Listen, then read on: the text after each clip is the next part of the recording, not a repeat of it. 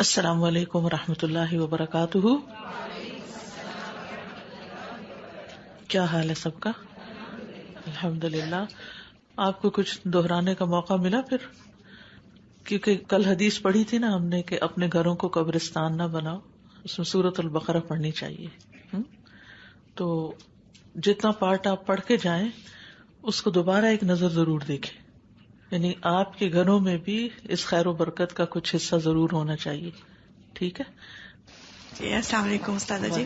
سب سے پہلے ہی الحمدللہ رب العالمین الرحمن الرحیم پہ میں کنٹینیوسلی سوچ رہی تھی کہ تمام تعریفیں اللہ کے لیے، اور وہ رحمان رحیم کتنا ہے کہ جب ہم الحمدللہ کہتے ہیں اس پہ بھی وہ ہمیں ہی نیکیاں دیتا ہے، حالانکہ ہم پر تو خود ہر سانس پہ دو الحمد واجب ہے. شکر. بالکل.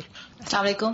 ایکچولی میں کل بچوں کے لیے سورہ فاتحہ ہی پریپیئر کر رہی تھی اپنی کلاس کے لیے، تو آئی لائک دا آئیڈیا جو آپ نے بتایا تھا کہ الصراط اور طریق، کیونکہ ہم کہتے ہیں نا ویز بہت سارے ہیں، لیکن میرے لیے یہ نیو کانسیپٹ تھا کہ الصراط تو ایک ہی راستہ ہے جو جنت تک جاتا ہے، جو اللہ کی رضامندی کا راستہ ہے، اور باقی راستے طریق کہلائے جاتے ہیں.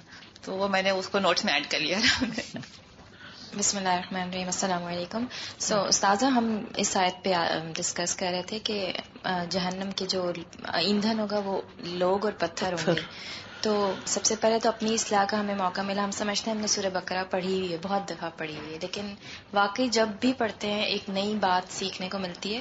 تو پتھر کے بارے میں جیسا آپ نے بتایا، اس کی وہ جو 3 صفات کہ وہ چمٹنے والا، چپک جاتا ہے، وہ بھڑکتا ہوتا ہے، شعلے نکلتے ہیں، اور اس میں سے بدبو نکلتی ہے. یہ تینوں چیزیں، یعنی یہ جو بدبو ہے اور دھواں ہے، پھر تپش، اور پھر اس کا چمٹنا. میں وہی کانسیپٹ یاد کری تھی جو پاکستان پاؤں کے نیچے بھی، کیونکہ جو فلور ہے جہنم کا وہ بھی پتھریلا، وہ جبلی ہے. جبلی کا مطلب ہوتا ہے یعنی پتھریلا ہے، اسٹریٹ نہیں ہے، کوئی آرام دہ نہیں ہے، کوئی بیڈز نہیں ہے.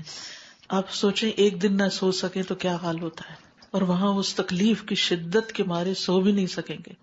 تو اس لیے قرآن میں ڈاؤٹ اور قرآن کے بارے میں شک کرنا، یا قرآن کا ادب نہ کرنا، یا قرآن کو اپنی زندگی میں اہمیت نہ دینا، اس کے لیے وقت نہ نکالنا، یہ کوئی معمولی چیزیں نہیں ہے. السلام علیکم. آیا نمبر 9 ہے، اس کے اوپر میں غور کری تھی کہ وما یشعرون، کہ وہ شعور ہی نہیں رکھتے. ہم شعور سمجھتے ہیں کہ دنیا میں ہمیں ایٹیکیٹس آ جائیں، مینرز آ جائیں، لیکن اپنا مقصد حیات ہمیں نامعلوم ہو. اور سب سے بڑا بگاڑ اور فساد کہ ہم جو کر رہے ہیں وہ سمجھ رہے ہیں ہم درست کر رہے ہیں. یعنی اس کو جہل مرکب بھی کہتے ہیں، کہ یہ نہ پتا ہونا کہ مجھے کیا پتا نہیں ہے. یعنی ہم سمجھتے ہیں ہمیں سب پتا ہے، اور جس کو یہ بھی نہ پتا ہو کہ اس کو کیا پتا نہیں ہے اور وہ کس قدر دھوکے میں اور خسارے میں ہے، تو اس کا تو پھر کیا کہنا. السلام علیکم استاذہ کل میں ٹرائی کرتی رہی کہ میں اپنے بچوں کو لے کے بیٹھوں. 3 بیٹے ہیں تو ظاہری بات ہے اکٹھا کرنا مشکل ہوتا ہے. شام میں پھر موقع ملا ہسبینڈ کے ساتھ باہر نکلنے کا، تو تھوڑی سی میں نے ریفلیکشن شیئر کیا. تو الحمدللہ بات اثر کرتی ہے. اب جو ہمارے پوائنٹس ہم نے نوٹ کیے ہوتے ہیں اگر تھوڑے سے ہم بتا دیں تو واقعی فرق پڑتا ہے.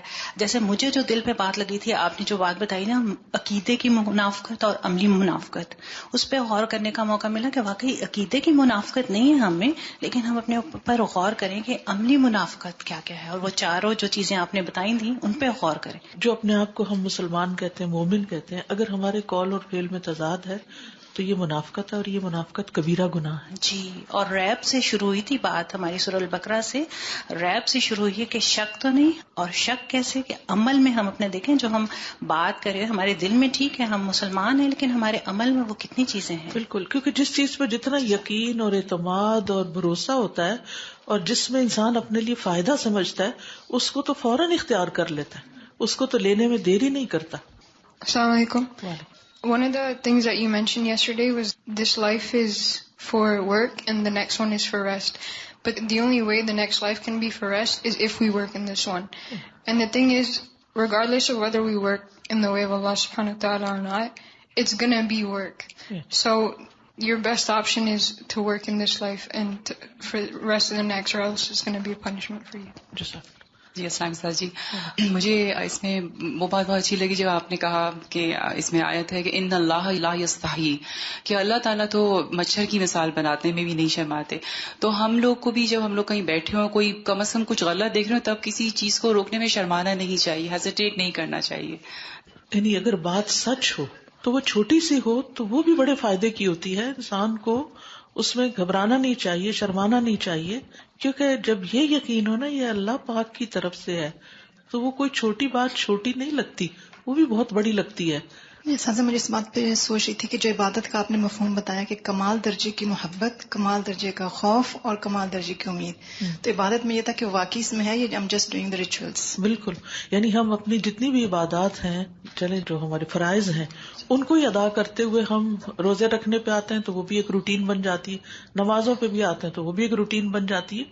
تو جس چیز کو بھی ہم عبادت کر کے، اب جیسے اس وقت بھی ہم ایک عبادت کی حالت میں، تو ہمیں ضرور جائزہ لینا چاہیے کہ ہمارے دل کے اوپر کیا کیفیات گزری، کیا ہمارا دل اللہ کی محبت سے بھر رہا ہے، کیا ہمارے دلوں میں امید پیدا ہو رہی ہے کوئی، کیا ہمارے دلوں میں خوف بھی آ رہا ہے، کیونکہ صرف امید بھی نہیں اور صرف خوف بھی نہیں بلکہ دونوں چیزیں ہونی چاہیے، اور اس کے ساتھ ساتھ محبت ان کے اوپر چھائی بھی ہونی چاہیے.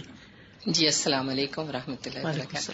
جی استاذہ، جب کل آپ نے بتایا کہ جیسے حضرت آدم علیہ السلام سے جب غلطی ہوئی تو انہوں نے فوراً سے معافی مانگ لی، تو بس میں اس پہ ہی غور کر رہی تھی کہ ہم سے غلطی ہوتی ہے تو ہم اور اس پہ اکڑنے کی کوشش کرتے ہیں کہ نہیں یہ ہوا ہی نہیں ہے، یہ ہم ایسے کر ہی نہیں سکتے. تو غلطی اگر ہو جائے تو فوراً معافی مانگ کے تو اللہ تعالیٰ اور ہدایت دیتے ہیں اور عزت سے نوازتے ہیں. بالکل. چلیے ہم آگے شروع کرتے ہیں.